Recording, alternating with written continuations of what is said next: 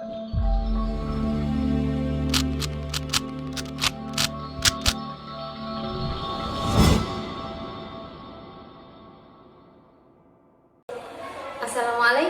anak-anak semuanya. Bagaimana kabarnya di rumah kelas 4 ABC? Semoga semuanya tetap sehat dan semangat ya.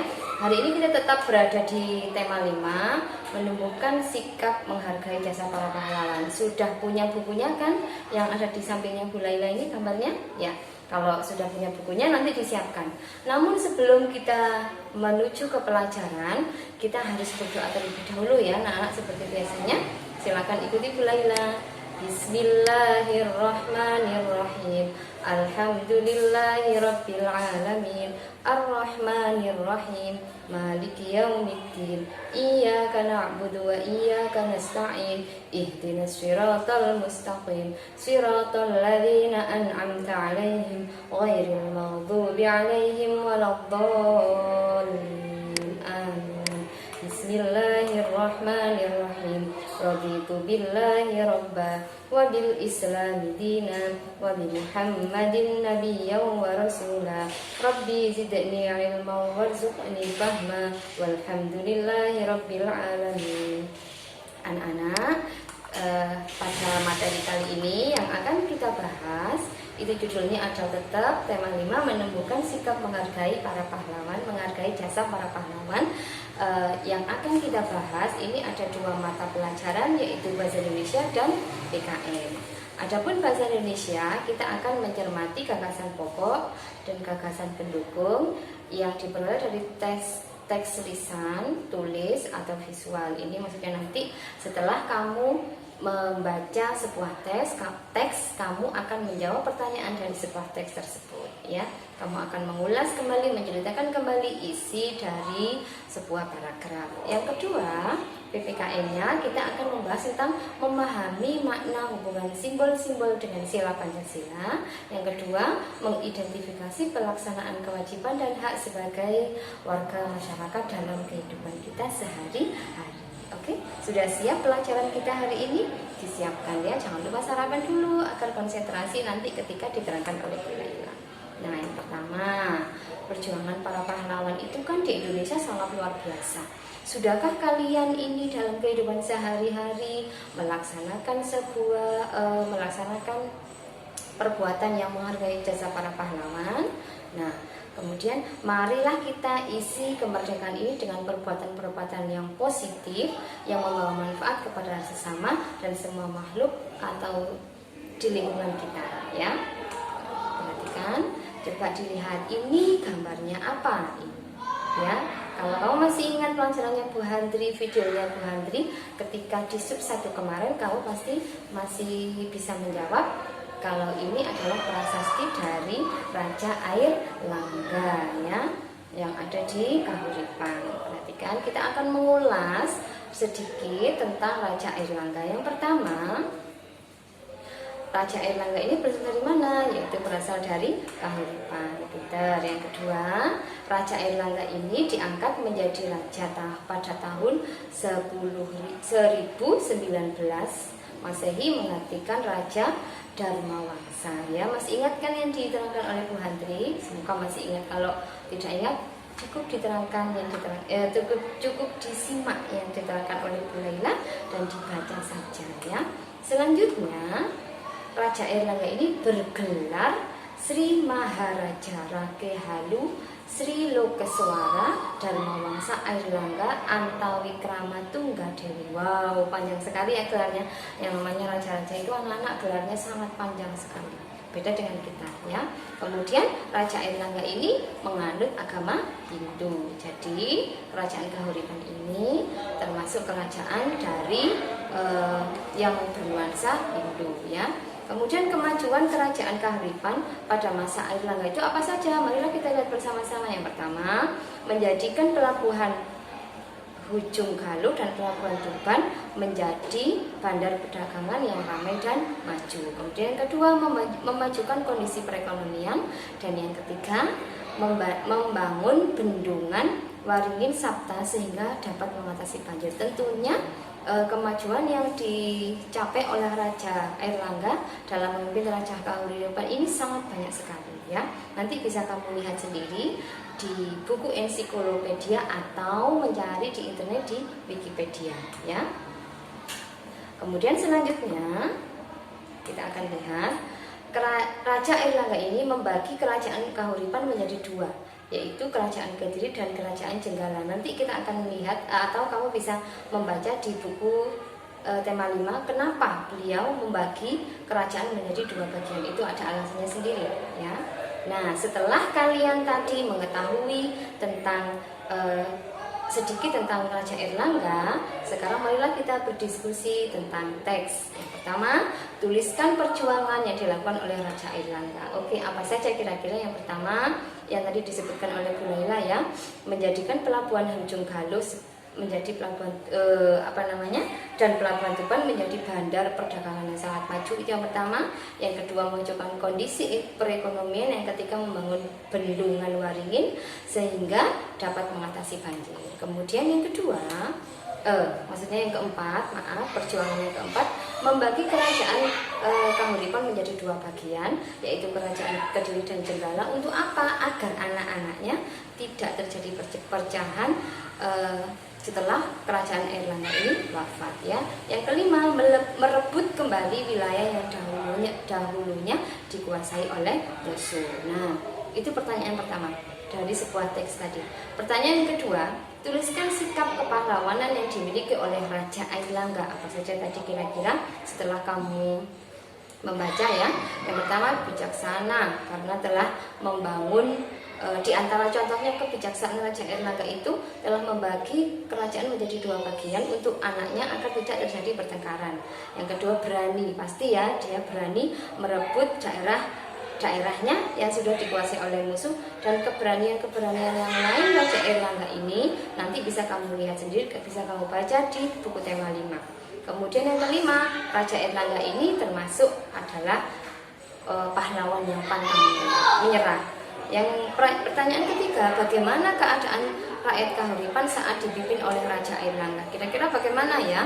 Yaitu makmur dan sejahtera. Oke, selanjutnya pertanyaan keempat, apa pendapat kalian jika Raja Airlangga tidak memiliki sikap kepahlawanan? Kira-kira apa akibatnya? Kerajaan Kahuripan tidak akan mencapai kejayaannya, tentu ya, karena Raja Airlangga tidak memiliki sifat kepahlawanan. Kemudian selanjutnya, musuh-musuh akan mudah menyerang rakyat dari kerajaan Kahuripan. Oke, kira-kira kita berada di mana nih? Ini adalah salah satu peninggalan Raja Airlangga di Kahuripan ya.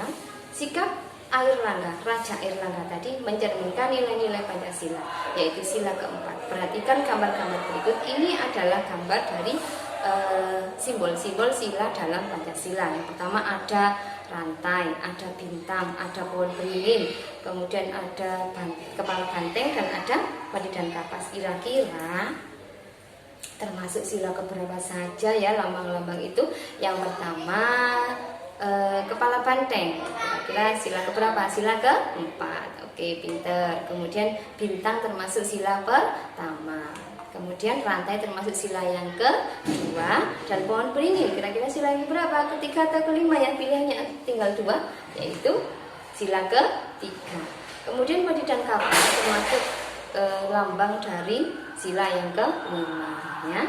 Nah, anak-anak selanjutnya jawablah pertanyaan-pertanyaan di bawah ini. Yang pertama, bagaimana bunyi sila keempat Pancasila? Masih hafal atau sudah lupa?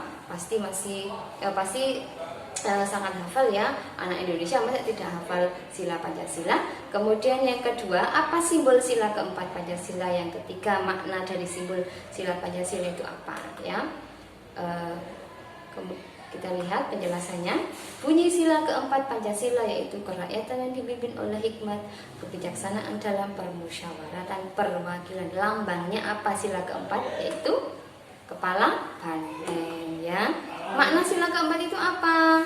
Yang pertama yaitu hakikat sila ini adalah demokrasi. Yang kedua, permusyawaratan, artinya itu bukan arti nunya, mohon maaf. Artinya permusyawaratan adalah bermusyawarah itu apa? Mengusahakan putusan bersama.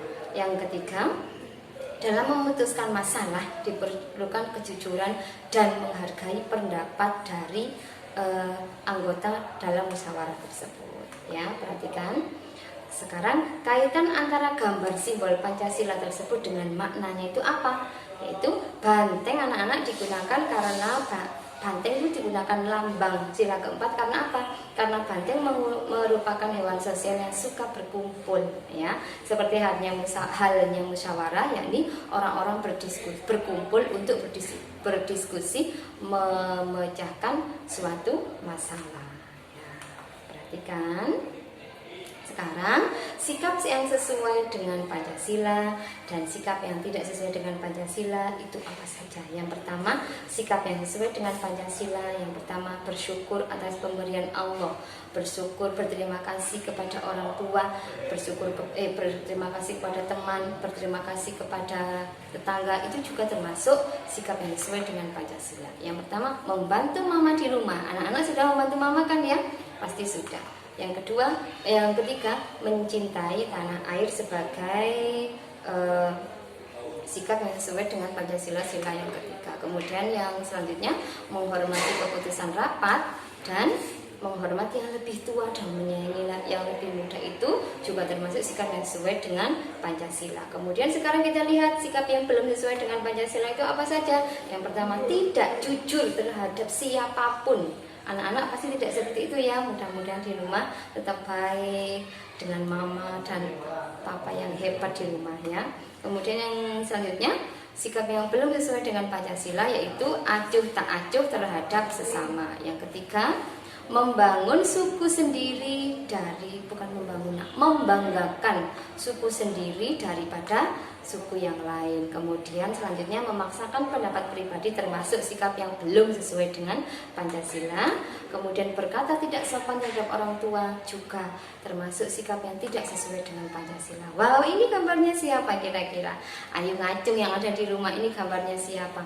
Kenapa Bu Lela kok memasang video tersebut? Kita lihat. Oh, ini adalah contoh sikap yang sesuai dengan sila yang pertama. Mari kita dengarkan bersama-sama anak-anak.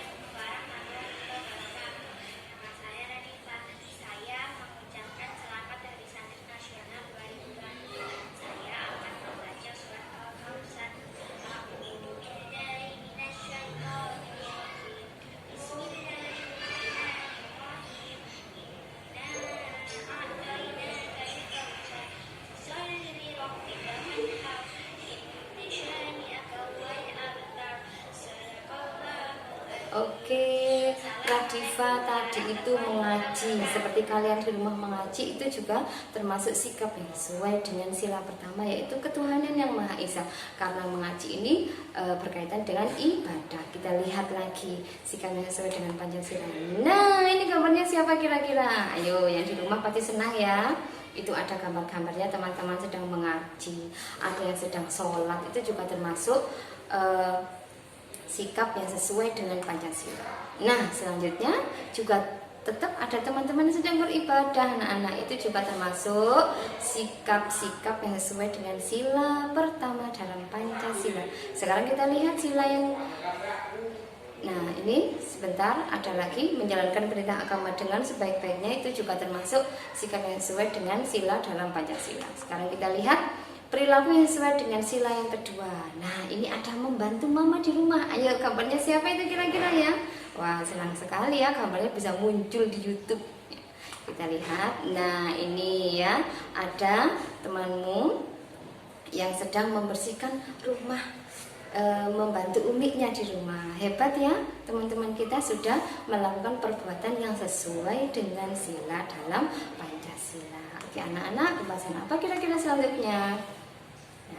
Ini Bu Lela punya teks, nanti akan muncul di Google Form. Nah, ini nanti kamu baca ya. Nah, untuk apa Bu Lela kok menayangkan teks? Nah, ini tujuannya kita akan membuat pertanyaan dari sebuah teks. Pertanyaannya meliputi 6 pertanyaan yang disingkat dengan nanti ada singkatannya sekarang. Tuliskan pertanyaan-pertanyaan isi teks. Setiap siswa menulis 10 pertanyaan dengan kata-kata, dengan kata tanya 5W 1H. Apa itu? Itu ada apa, di mana, kapan, siapa, mengapa, dan bagaimana. Atau disingkat dengan adik Simba. Ini anak-anak perhatikan, anak-anak tidak usah menuliskan 10 pertanyaan, cukup mengerjakan latihan Google Form-nya. Singkatan dari 6 pertanyaan tadi adalah adik Simba. Wow, mudah ya rumusnya ya. A yaitu apa? Kita lihat dari pertanyaan dari teks yang ditanyakan ke Laila tadi. Apa yang dilakukan oleh Belanda karena kekalahannya menghadapi pasukan Singamangaraja? Singamangaraja tadi, Singamangaraja 12, mohon maaf ya, agak belepotan. Kemudian di mana? Nah, pertanyaannya apa? Di manakah Singamangaraja dilahirkan? Tuh, salah lagi teksnya ya, salah ketik lagi, maaf ya. Kemudian K yaitu kapan? Pertanyaannya adalah kapan pasukan Belanda masuk ke Tapanuli Utara? Kemudian si apa kira-kira? Si itu adalah siapa? Siapa yang menuliskan kitab Arjuna Winaha? Kemudian M, adik si siapa? M mengapa? Pertanyaannya, contoh pertanyaannya adalah mengapa Belanda membakar kampung-kampung dan memaksa rakyat membayar denda? Ba, adik Simba, bagaimana? Pertanyaannya adalah bagaimana pendapatmu tentang sikap kepahlawanan Singamangaraja 12? Itu salah lagi, mohon maaf ya. Nah, perhatikan nanti di Google Form pertanyaanmu tidak boleh sama dengan yang diterangkan oleh Bu Laila ya.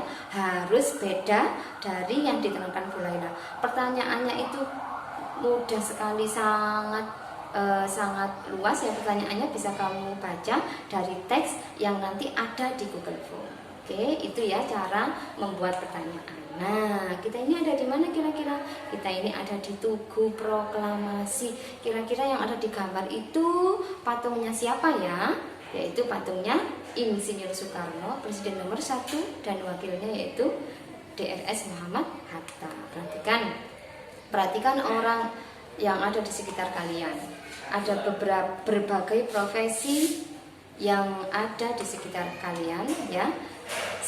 Setiap profesi tentu berjasa bagi lingkungannya, termasuk presiden pertama kita yaitu Insinyur Soekarno dan wakilnya DRS Muhammad Hatta itu sangat berjasa bagi bangsa Indonesia. Yang kedua, dapatkah kalian menjelaskannya? Dapat dong Bu, gitu ya.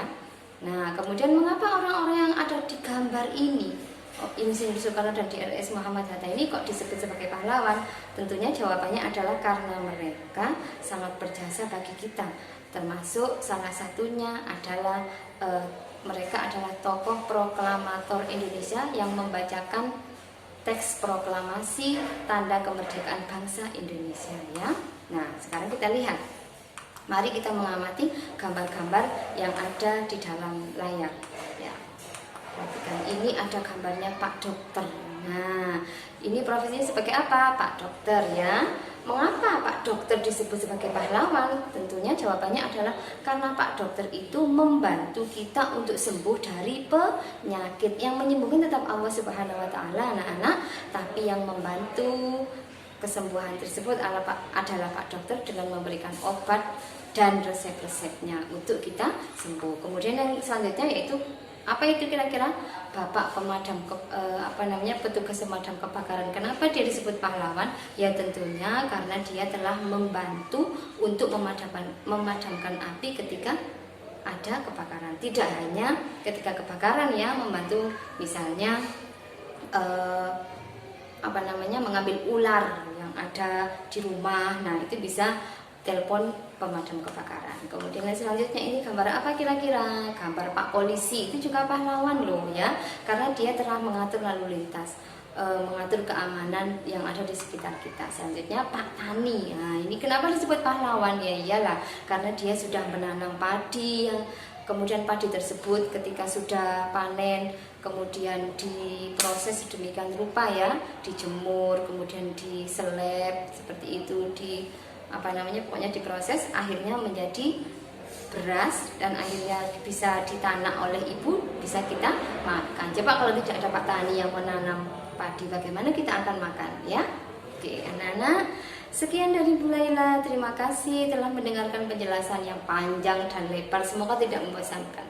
Marilah kita berdoa untuk mengakhiri pembelajaran kita. Bismillahirrahmanirrahim. Wal 'asr.